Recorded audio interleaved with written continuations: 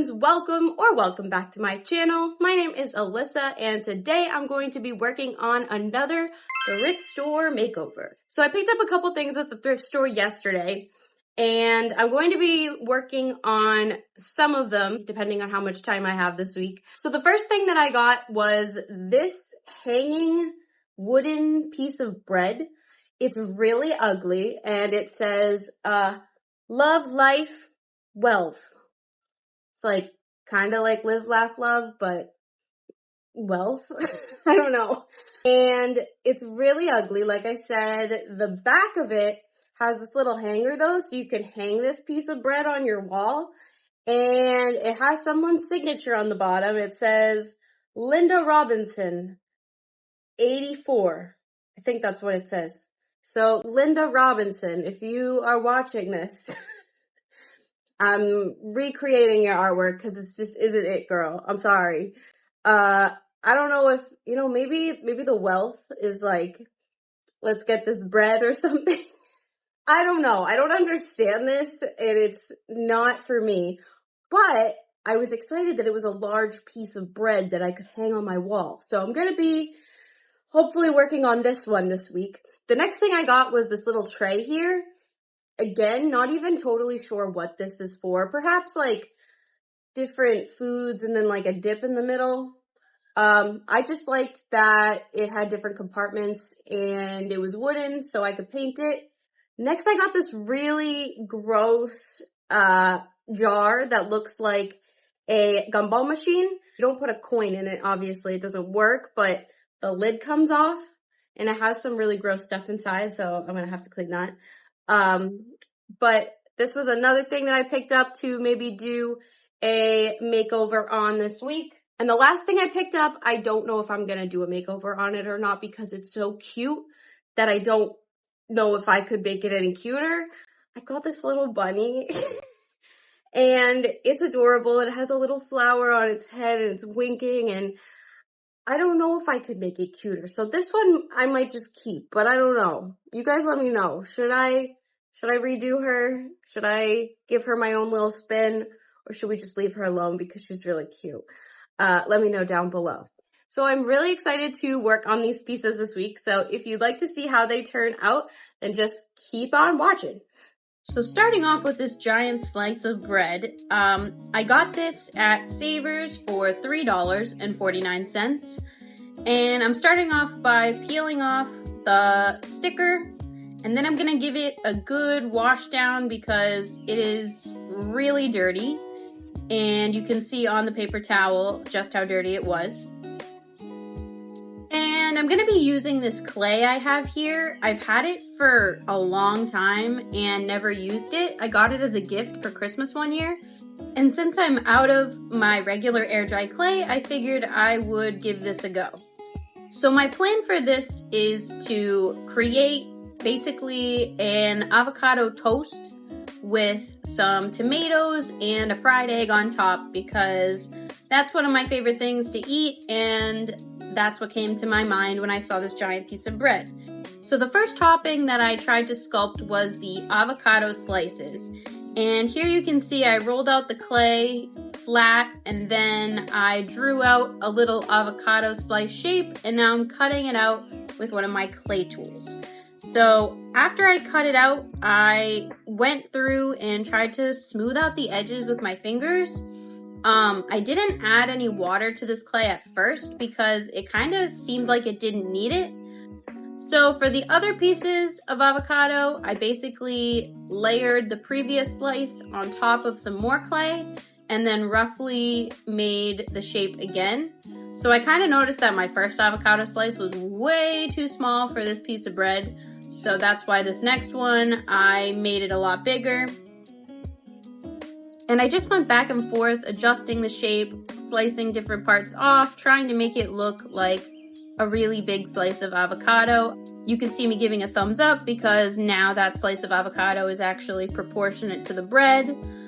And then I just tried to recreate that larger slice of avocado over and over again by rolling out clay, tracing the shape as best I could on top of it, and then cutting that piece out and smoothing the edges.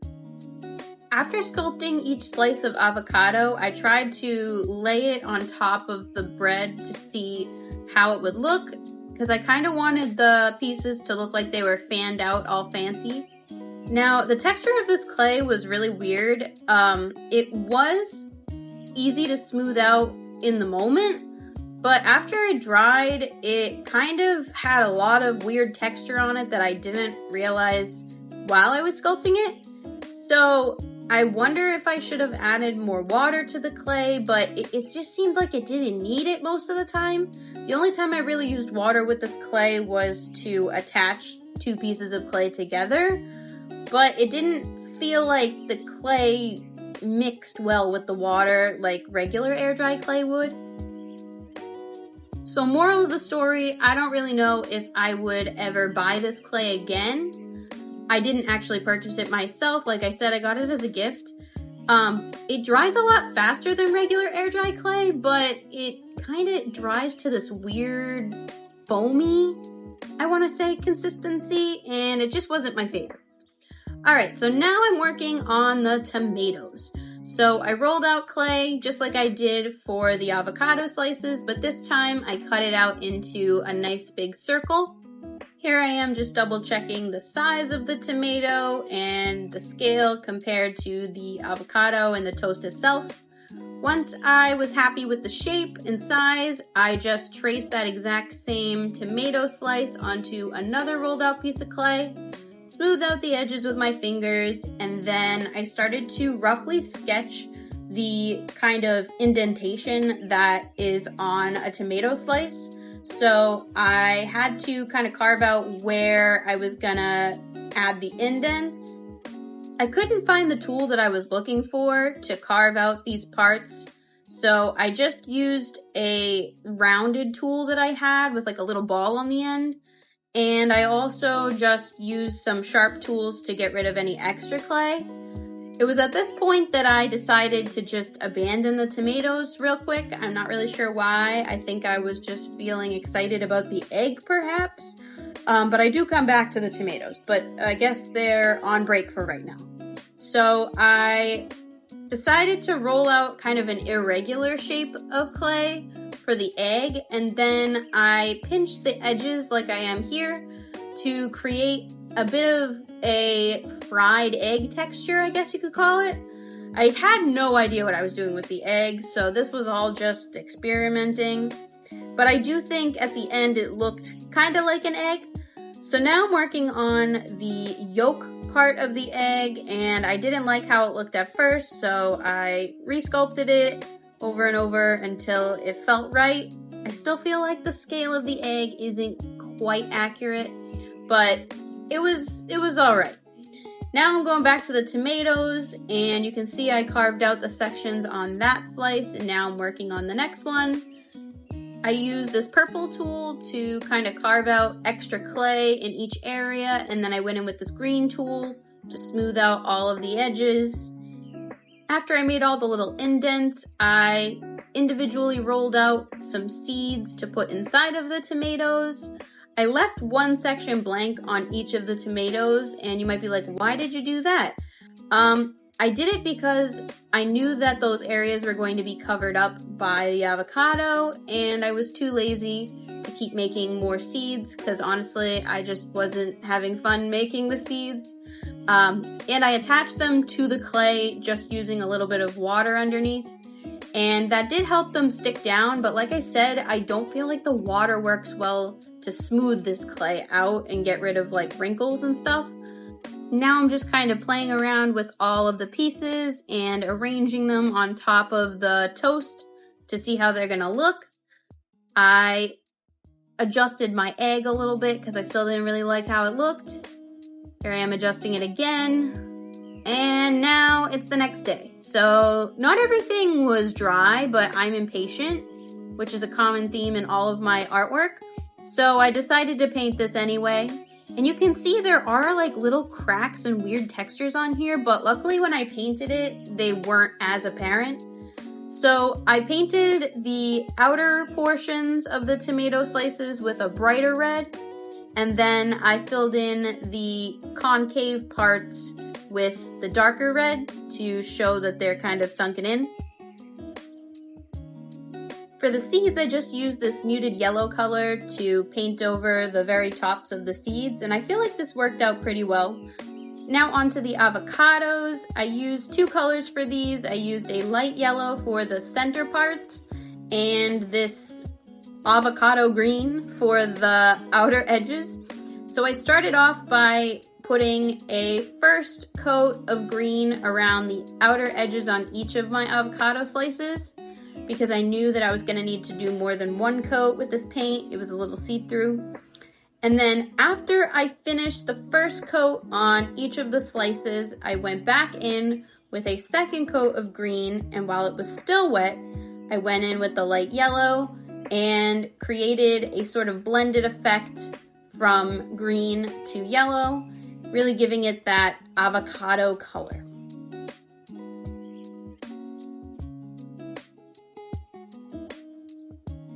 Next, I put the avocado slices aside and started working on my egg. So I used this warm yellow color for the yolk, and then I went back in with some white paint to clean up the edges of it and paint all of the white parts of the egg.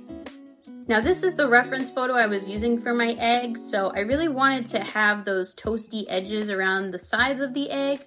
So to imitate this, I used a fan brush, dipped in just a little bit of brown paint, and tried to create this kind of crispy texture on the outside. I think it came out pretty good.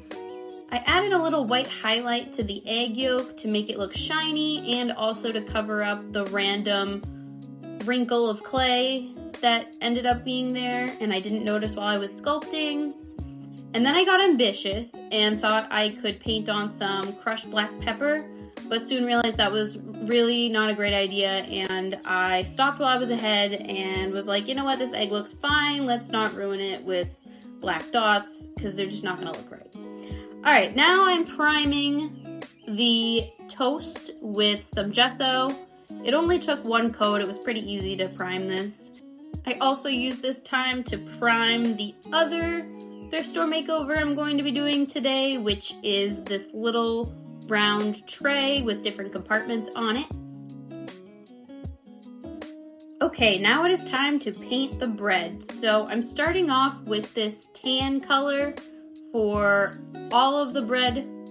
I'm gonna go in and add some brown to the crust area next, but I'm just starting with this base coat. Then I went around the edges with this warm brown color to make the crust. And then I decided to continue this crust color onto the edges of the bread a little bit to make it look like it's kind of toasted. Once everything was dry, it was time for the fun part, which was assembling the whole toast together.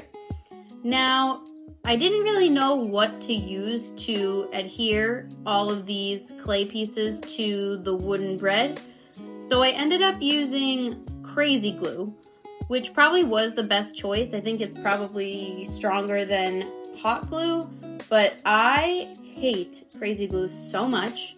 I got so much crazy glue on myself, on my table, on my mat, literally everywhere. So yeah, it was also hard to find points where the avocados were touching the surface of the bread to really stick everything down. It was just really complicated, but I think I did a good job in the end, getting everything to stick pretty well.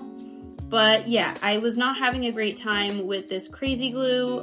At one point, the bottle got completely stuck to my finger and I had to rip off like 7 layers of skin to remove it. And it was just overall not a great time. But here I am doing some touch-ups. And after I tried to wash my hands a little bit, I went in with some Liquitex gloss varnish. All right, here's a close-up look of it on my wall. It's not fully dry yet, but I just wanted to see if it would hold up on the wall without all the pieces falling off. And it looks like it's holding up pretty well. I think it's pretty cool. I just have like this random piece of bread on the wall. Now for the next makeover, I'm going to be painting this little dish here or maybe it's not a dish, maybe it's a tray, I'm not really sure. But I am painting it kind of the same color as the bread on the toast, but it's a little bit warmer. Can anybody guess what I'm going to be turning this into? If you said donut, you would be correct. So I didn't really have a plan going into this. I just thought circle equals donut. So I went in with some different shades of browns to try to make this look like a toasty, fresh baked donut.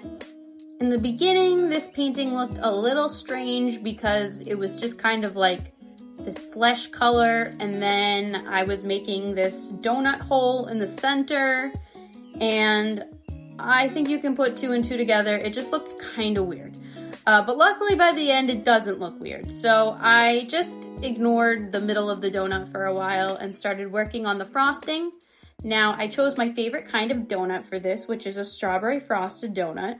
So I found this perfect pink color for the strawberry frosting, and I went around with this kind of wavy, uneven edge to make it look like the donut was frosted.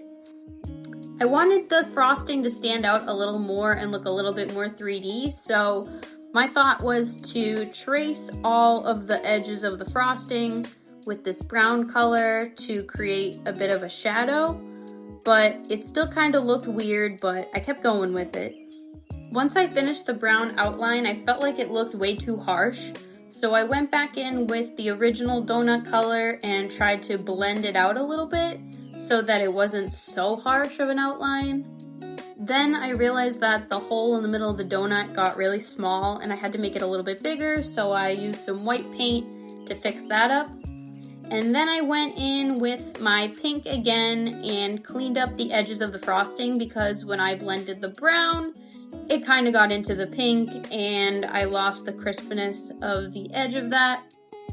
Next, I mixed up some light pink paint to add to the frosting, and this was just supposed to give it a little bit more depth because to me this still didn't really look like a donut, so I figured maybe some highlight colors would help the donut shape pop more, and I think this did help a little bit. Then I added some bold white highlights around the edges just to make the donut look a little shinier and more appetizing. Next, I added some more white paint on the highlights to make them stand out even more, and then I painted on all of these pastel colored sprinkles. And then I still wasn't feeling it, so I outlined everything on the frosting with a pink Posca marker, and then I added a face with Posca markers as well because I felt like giving it a cute face might make me hate this less, and it definitely was starting to improve at this point. After I finished the face, it just still didn't feel right, so I got an idea to add some little glitter gems that I had lying around. I think both of these gems that I used are from the Dollar Tree. And oh my god, I'm so glad that I added these. Honestly, if you ever hate your artwork, just add sparkles. It will make anything look better. And now it's so cute. Like, look at this finished little tray. I added a layer of varnish on this too, so it's nice and shiny. And she looks so happy. I love the variation of sprinkles on here. And this takes us to the end of our video for this week. So these are the 2 completed pieces that I made for this thrift store makeover. Thank you so much for watching, and please comment down below any other types of arts and crafts videos you'd like to see from me next. Make sure to subscribe, and I will see you in the next one. Bye!